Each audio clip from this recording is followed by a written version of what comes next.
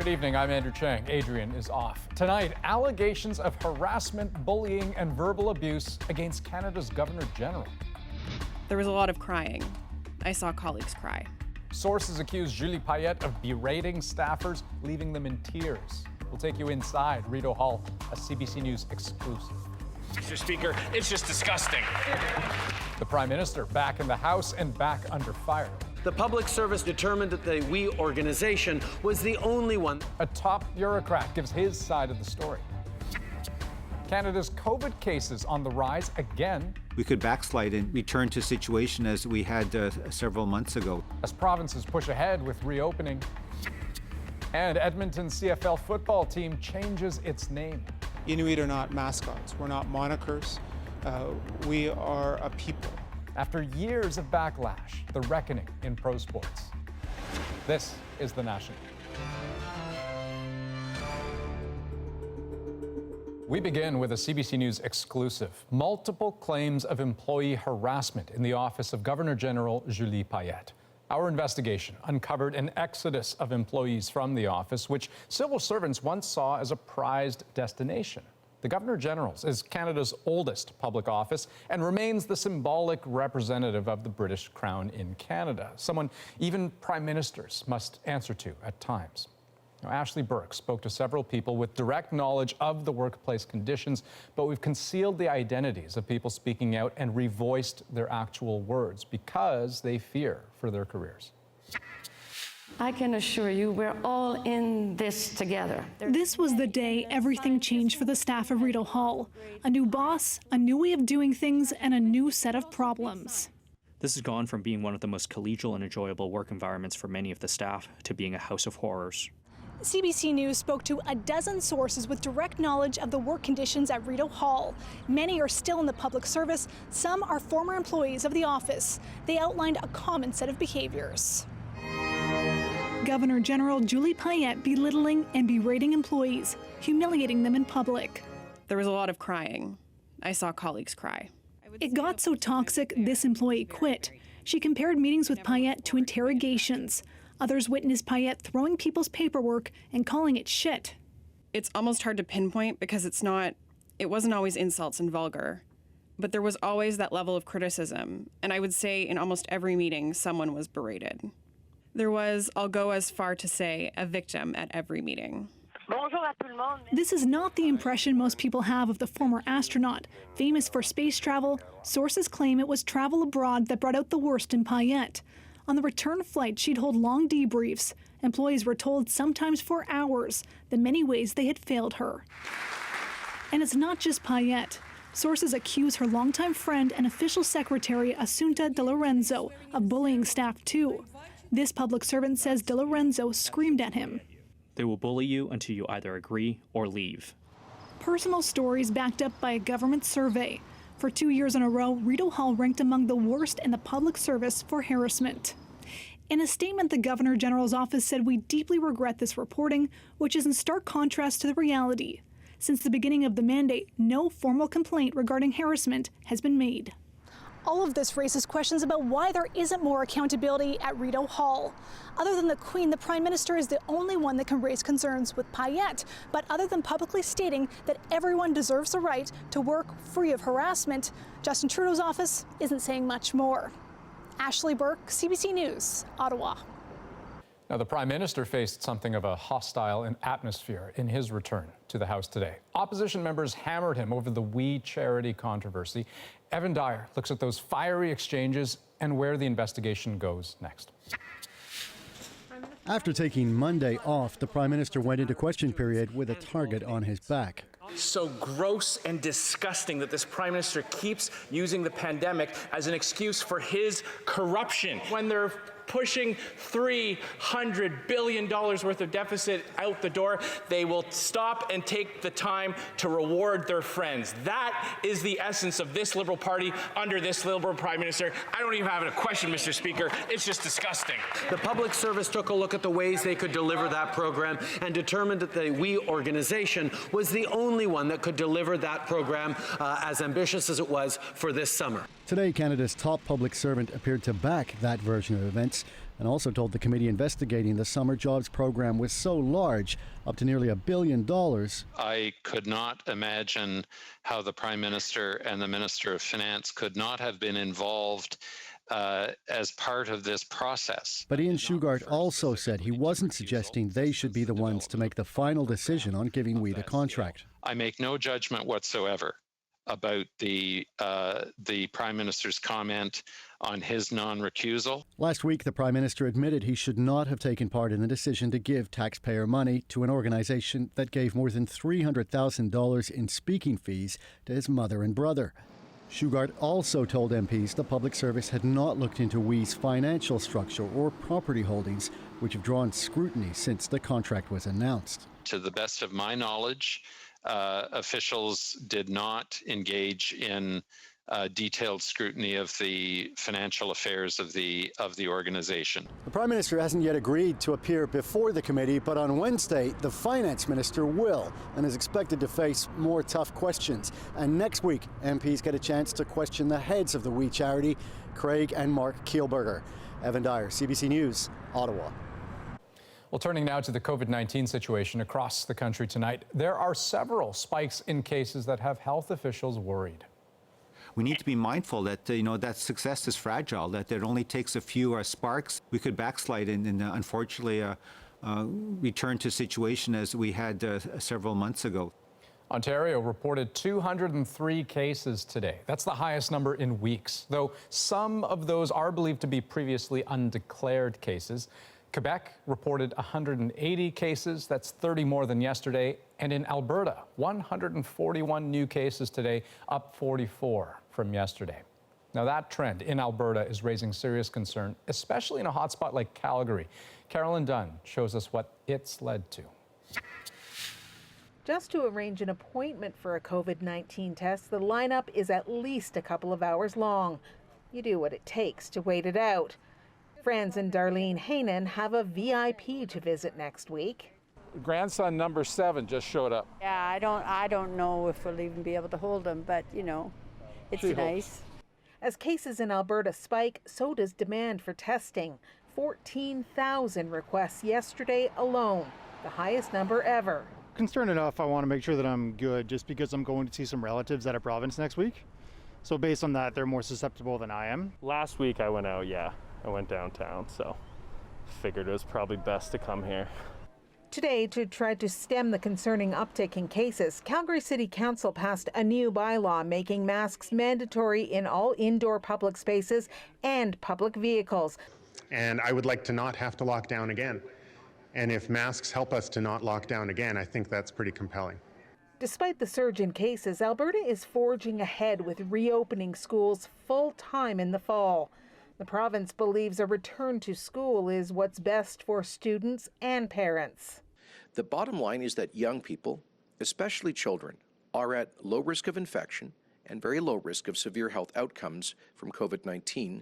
The best way to have safe and healthy schools this fall is to start the school year with a low count of cases in the population.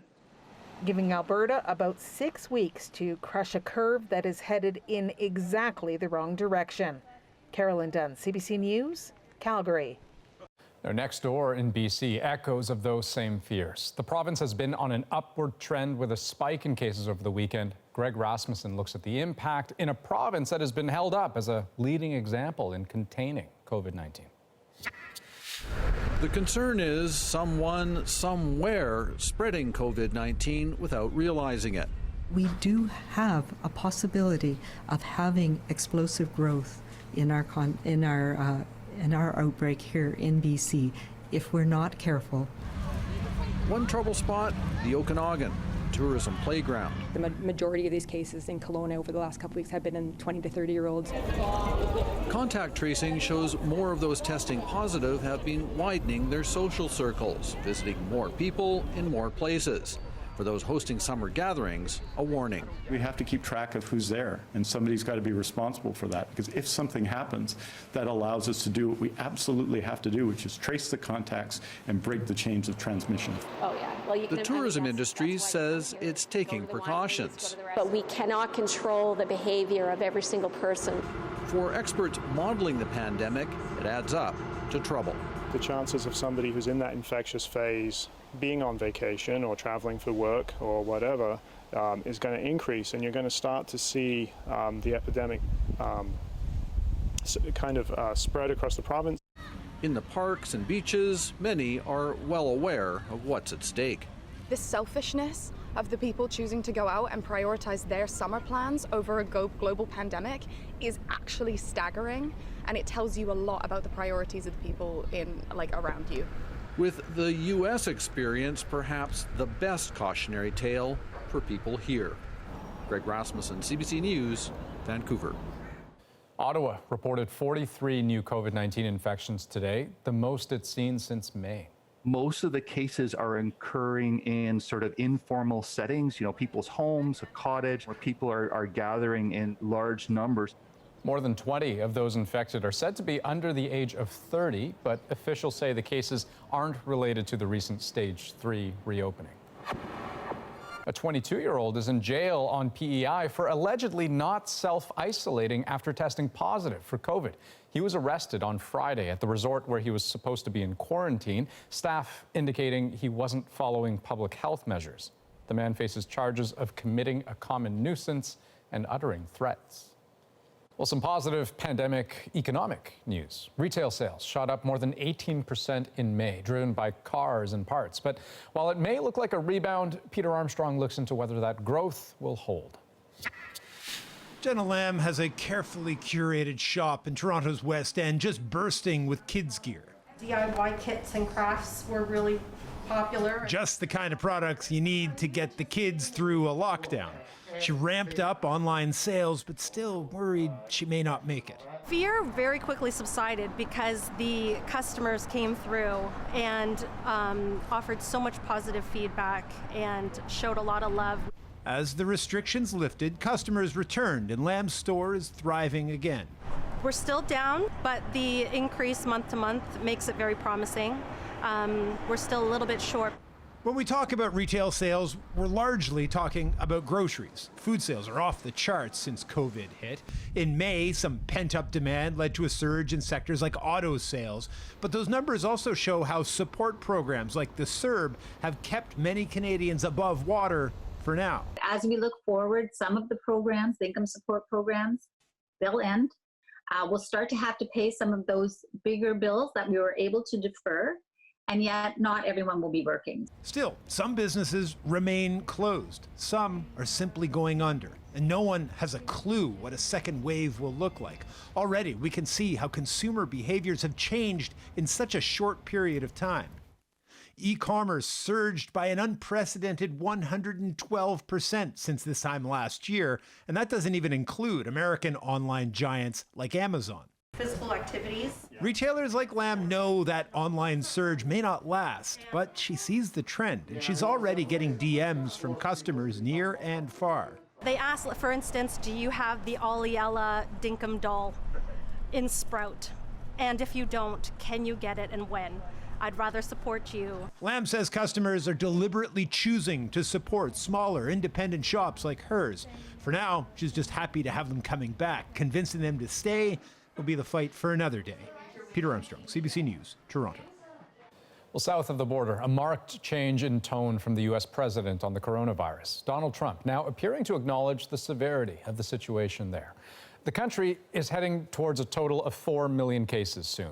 141,000 people have died. Some states are still seeing a jump in COVID cases by the thousands each day, including Florida, Texas, and California. Today, Trump brought back the coronavirus briefing. But as Katie Simpson tells us, some say it has less to do with the pandemic, more to do with politics. Down in the polls, with Election Day inching closer, a more subdued president seemed to finally embrace the obvious. It will probably, unfortunately, get worse before it gets better, something I don't like saying about things, but that's the way it is. In a marked change of tone, Donald Trump mostly shied away from boasting about his handling of the pandemic. He backed off his previous false claim that testing creates COVID cases and even encouraged Americans to wear a mask when physical distancing isn't possible. Whether you like the mask or not, they have an impact, they'll have an effect, and we need everything we can get. Trump also said he'd be okay with additional funding for testing after one of his coronavirus task force members, who was not invited to the press conference, raised concerns. It really is patchy. It isn't as uniform as we would like. Today's briefing was far less combative than the marathon sessions Trump held at the start of the pandemic, which ended abruptly in April after he suggested UV rays or bleach could be used to treat COVID. Is there a way we can do something like that by injection inside or almost a cleaning? The comments made one of his scientific advisors cringe and empowered his critics. Every time President Trump takes the podium at one of these briefings, he's a threat to public health. Trump has been urged to take on a more serious approach to the pandemic after scenes like this played out across the country. A woman in Montana appears to cough on a couple in the parking lot of a grocery store after she was confronted about not wearing a mask. Trump's change in tone comes as his popularity is dipping. Multiple national polls have him trailing Joe Biden, his Democratic presidential challenger, and Trump's handling of the pandemic is a factor. Katie Simpson, CBC News, Washington. Trump, meanwhile, offered kind words to Ghislaine Maxwell today, the British socialite alleged to be Jeffrey Epstein's accomplice. I just wish her well, frankly. I've met her numerous times over the years, especially since I lived in Palm Beach, and I guess they lived in Palm Beach, but I wish her well. Maxwell pleaded not guilty last week to federal sex trafficking charges. She has denied allegations she lured underage girls for Epstein to sexually abuse. We will not retreat. We will continue to take the appropriate action to protect our facilities and our law enforcement officers. A top U.S. Homeland Security official defended the use of federal agents in Portland to crack down on anti-racism protests. Donald Trump has threatened to send agents to other major U.S. cities, but the mayors of New York and Chicago have promised to take the president to court if the same tactics are deployed. Last fall, a black man from Mississauga, Ontario, died after being tasered 6 times by police. Tonight, his family is speaking out for the first time, desperate for answers about what happened that night and demanding police accountability. Shanifa Nasser takes us through their story. Yeah, this is Clive again. 30-year-old Clive Mensa used to share messages online about life and faith. The truth is, if any change can be happening in this earth, it's up to us. We want justice to prevail. Now it's his family with a message, forced to pick up the pieces after he was killed. Clive was a very cool and kind guy, gentle guy. Mensa died in November after being tasered by police in his backyard. They had been called just after 3 a.m. for reports of a suspicious male. Ontario's police watchdog says there was a struggle. His family wants officers held accountable. You are to serve and to protect, not to serve and to kill. After George Floyd was killed by a Minneapolis police officer, Mensa's family has been reliving their own nightmare. Clive, memory came back and I said, I was experiencing it. It wasn't easy. Now they're pushing for systemic change within policing. Had it been, he was a white boy, would they kill him? Would they tase him? Mensa struggled with mental illness and had brushes with the law before, convicted in a robbery in 2015. But whether he was having a mental health episode the night he died is unknown. CBC News has learned police tasered Mensa 6 times. That may not be indicative of the best way to de-escalate somebody who has mental health issues. And paramedics were delayed by cruisers blocking the street. CBC News has learned 3 Peel police officers were involved that night, but only one has spoken to the police watchdog. 2 others have so far refused, with his family still without answers. CBC News questioned Peel Regional Police about whether race contributed to Mensa's death. The response, quote, We expect every one of our officers to conduct themselves in a professional and ethical manner at all times. It's uncalled for. But his family wants more. We want a very tangible reason, not any feeble excuses kind of reasons. And says they'll fight until they know why Mensa died. Shanifa Nasser, CBC News, Toronto. An update on a story we brought you last night. A Regina man, the well-known founder of a mental health organization, has resigned in the wake of multiple sexual harassment allegations.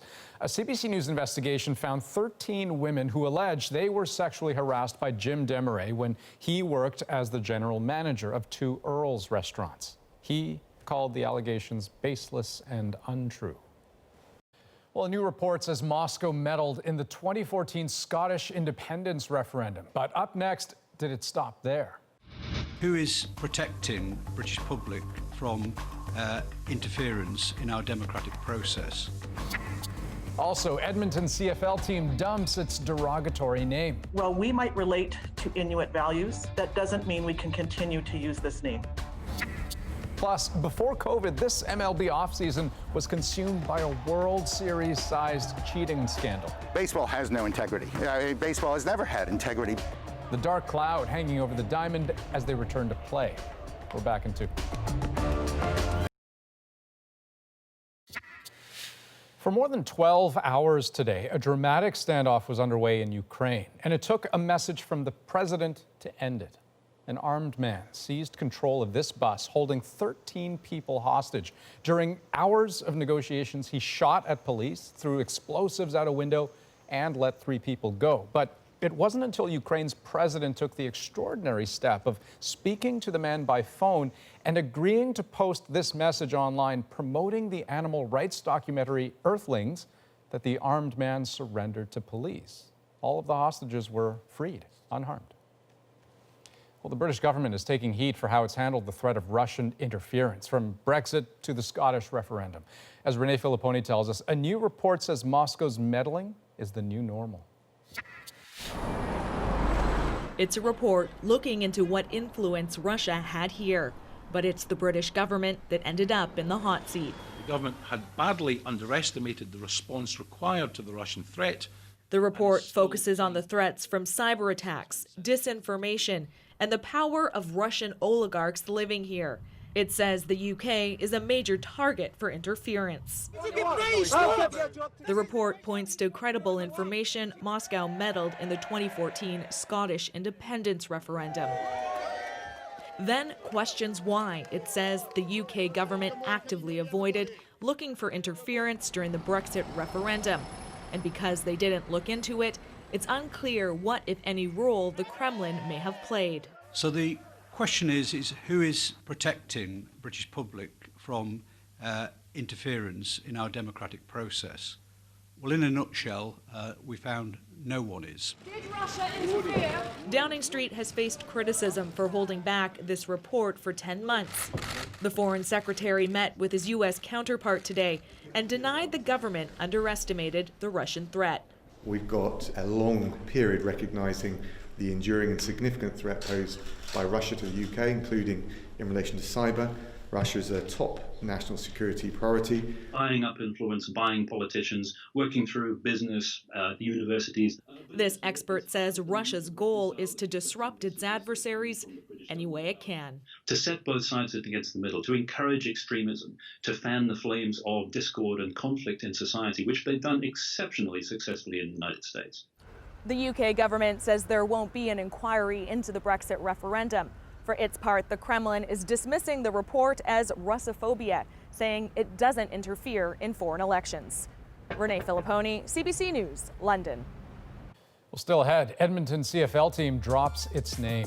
What tipped the scales after years of calls for change? Plus, we're walking down the sidewalk and people call out cheaters.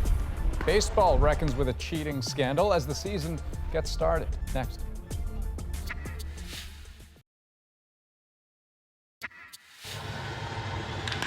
(3-2) is lined to left, and that's a hit.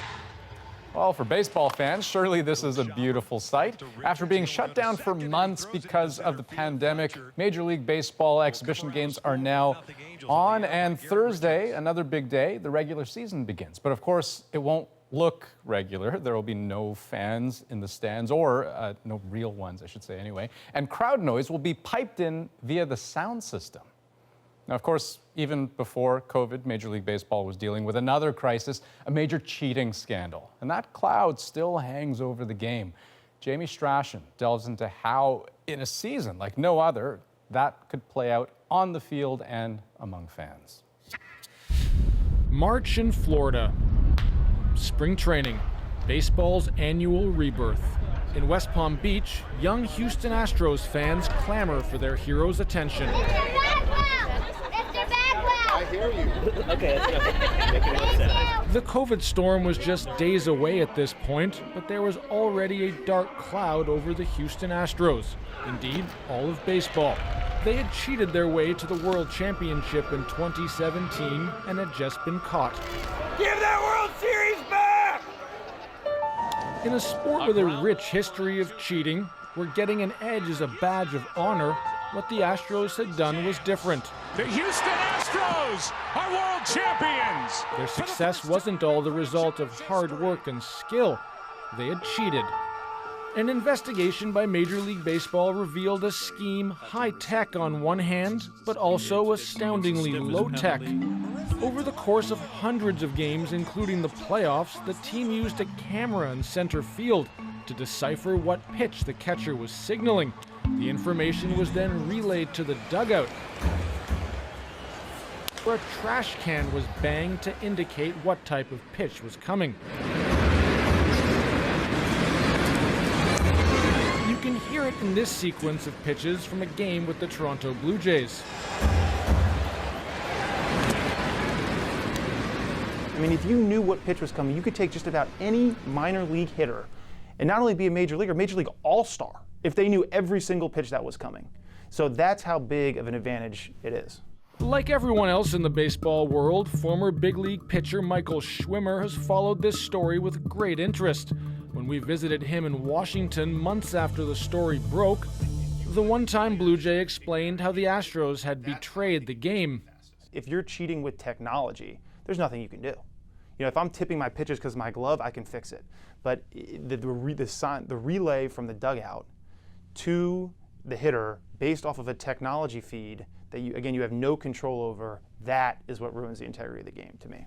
These are all different data sources. The scandal was also about money, and that's what really interests Schwimmer. His business now is about providing data to gamblers, who are now openly embraced by professional leagues, including Major League Baseball.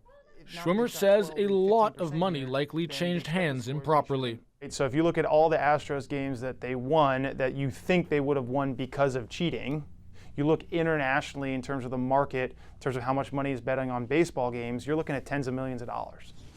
But none of the cheaters were punished, all in exchange for telling Major League Baseball what they knew. Instead, the Astros coach and general manager received 1-year suspensions. The team owner then fired them both. You know, it's tough. You know, they cheated.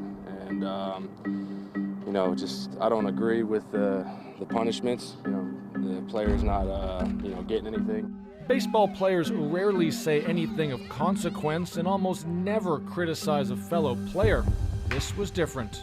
So now anyone who goes forward and cheats to win a World Series, they can live with themselves knowing that, oh, it's okay. I think what should have happened was, you know, the commissioner vacated their championship and then we move forward. The Astros' stilted apology only made things worse. Infielder Alex Bregman looked like a hostage. I am really sorry about the choices that were made by my team, by the organization, and by me. And I knew that it was never going to happen again. Florida Judge Lou Schiff and law professor Bob Jarvis literally wrote the book on baseball's history of rule breakers. They may have written a book together, but the two old baseball fans, one a Yankees fan, the other a Mets booster, rarely agree. Jarvis argues the Astros' manipulation fits into a rich narrative of baseball cheaters who are rarely punished. Well, baseball has no integrity. Baseball has never had integrity. If you look at the early history of baseball, it's a very dirty game played by thugs. You go to 1919 and the Black Sox scandal. Again, clutching pearls and talking about the integrity of baseball, there is no integrity in baseball. I think integrity is important. As a season ticket holder for a team, as a lifelong baseball fan who goes to lots of games a year, if this continues, I'm going to lose interest. I'm going to lose interest and say this isn't worth my time. But when baseball decided not to banish the Astros, Schwimmer says it will now be the players carrying out justice. I think it's dangerous, very dangerous, because what I see is pitchers that I talk to, that I've played with, they know that when you have the ball in your hand, you make your own justice. And when that happens, when you feel like you've been wrong, people have been cheating you. I mean, you can make a hitter pay for that. Opposing pitchers in spring training administered that baseball justice. The Astros seemed to almost expect it and took their licks.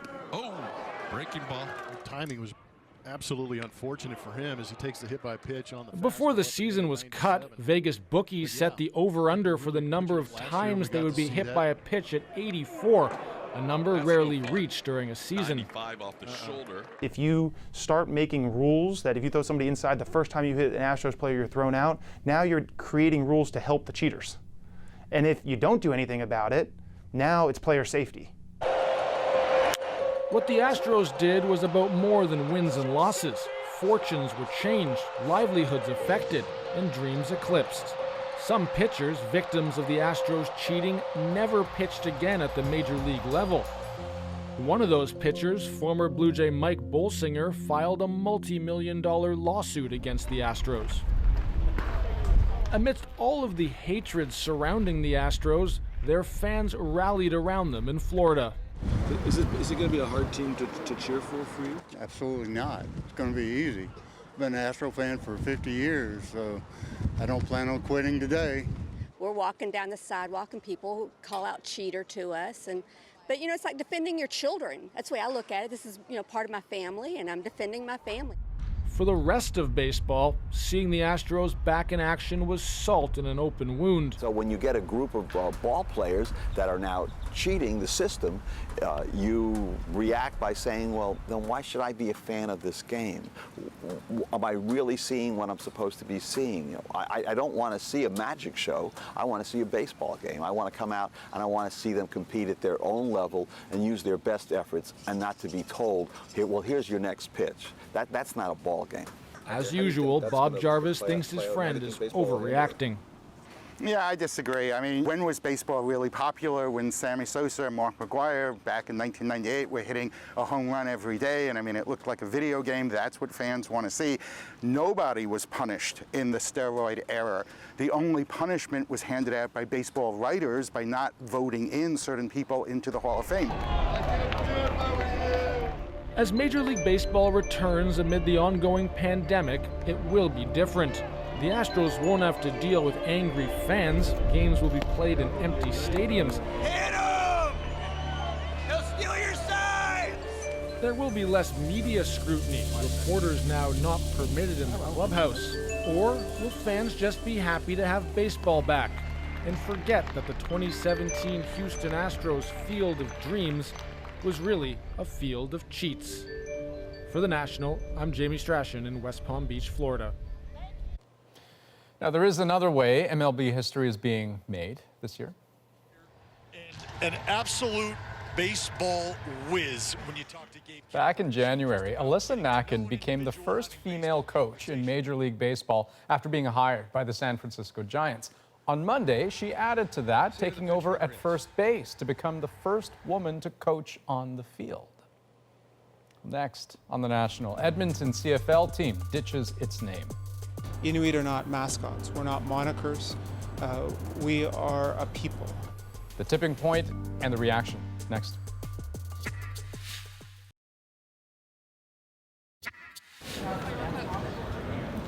Well, the NBA allowed media onto the league's court in Orlando today. Prominently displayed across the floor, Black Lives Matter. It's a sign of support for the movement in the wake of George Floyd's death at the hands of a Minneapolis police officer 2 months ago. The NBA season resumes next Thursday.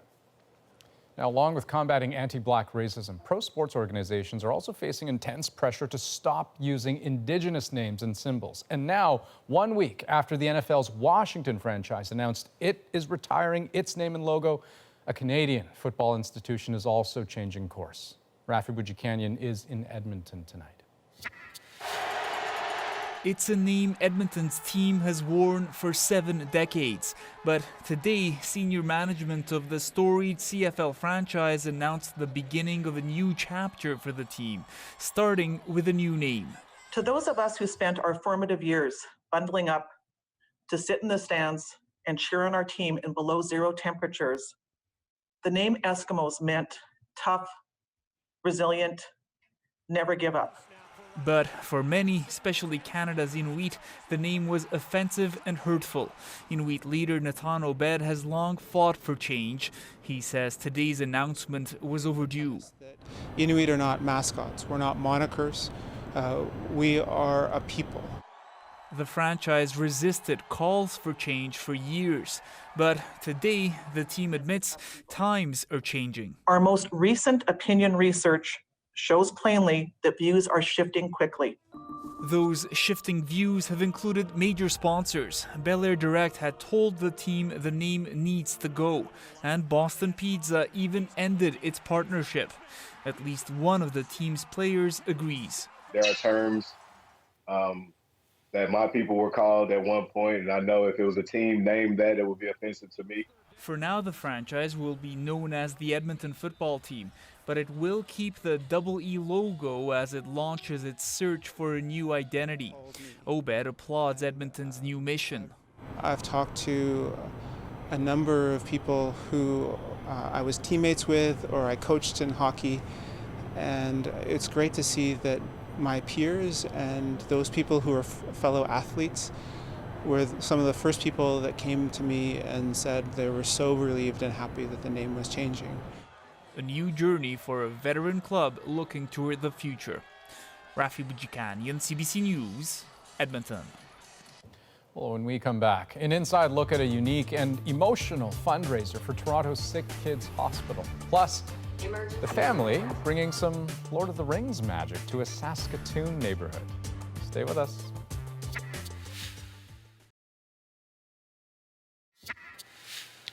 Even before the pandemic, Toronto's Hospital for Sick Children was under pressure. With an ICU that's outdated and overcrowded, the task of raising enough money to expand, monumental.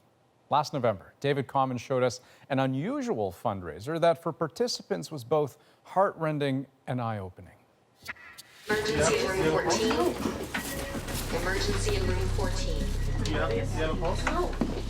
Just gonna continue the CPR. I'm just gonna update the team. Get the defibrillator, please. I also want Happy Arresto, so it's 10 mic per kilo. It takes just seconds after the alarm sounds for the pediatric team to pour in. Are you okay? Do you need to cycle out? In the nation's largest children's hospital, one of its tiniest patients is in deep distress. Guys, continue the CPR. I'm just gonna update the team. This is the ICU at SickKids. Or a mock-up of it anyway, a near-exact replica of the real thing. And what we're able to do is manipulate the mannequin to respond exactly how it should respond. And you'll never guess how we found it. It showed up on Airbnb, where a bed costs nearly $2,500, the real cost of running the ICU for just one patient a day. Hi. Hi. Hello. Hello.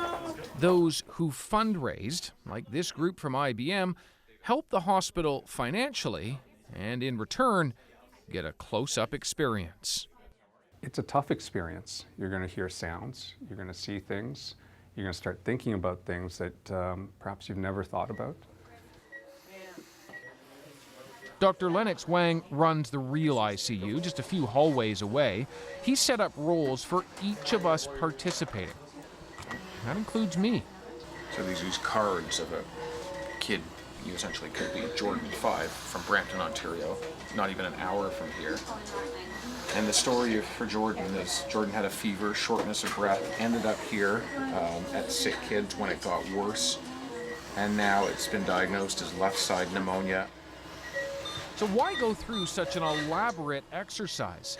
This is about change. The real ICU is just as cramped.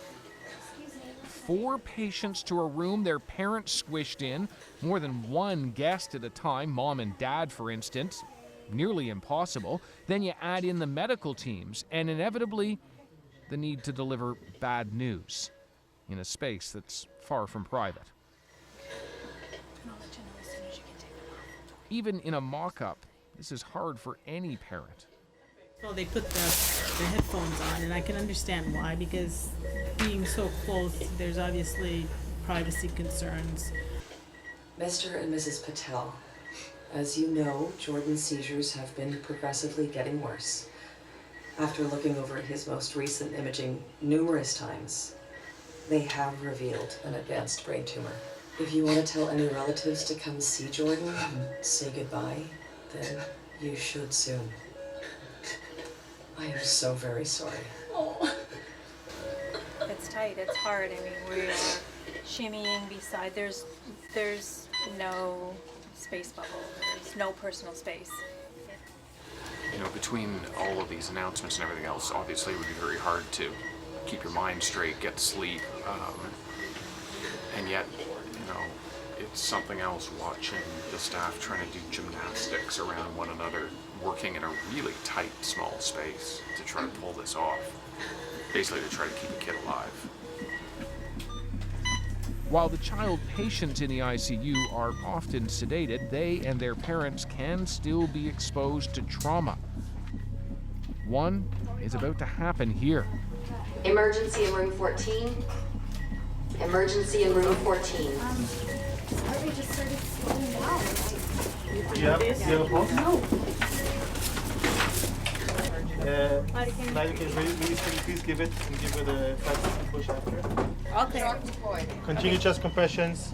Okay, so it looks like we're still in VFib O3. Yeah. So let's carry on. Please tell me when you're ready for it. This is terrifying, but it's also working. A realistic portrait that has helped drive a big jump in donations. All part of the plans to build a new hospital, one with more privacy. And frankly, room for moms and dads to be there together. Can we do a blood pressure? Dr. Michael Alice-Moga knows just how emotionally draining this can be. What are some words that jump out to people about what you experienced tonight? Say intense. Intense. Surprising, shocking. I don't know how people are not just tripping over everything, really. I'm just amazed. SickKids is a world-class institution. We deliver world-class care, but you don't realize that we're doing it in an environment that it's not even like it's neutral. It actually hurts us and makes our job more difficult as opposed to helping us every single day. The aim is that will change. No one wants to be in the pediatric ICU. But if you have no choice, the hope is to make it more comfortable for patients, parents, and staff. David Common, CBC News, Toronto. And an update to that story. Ground was broken last fall on a new patient support center. It's being called the first step towards a new hospital for sick children. Donors who gave $1 million or more were there, including the family of developer Peter Gilgan, who gifted more than $100 million. Okay, check this out. A cozy little Hobbit hole in Saskatoon. Once he had made the little mailbox for them, we said, you know, if you write a letter for the Hobbits, then they'll answer. Next, the family that's committed to bringing a bit of the Shire to Saskatchewan.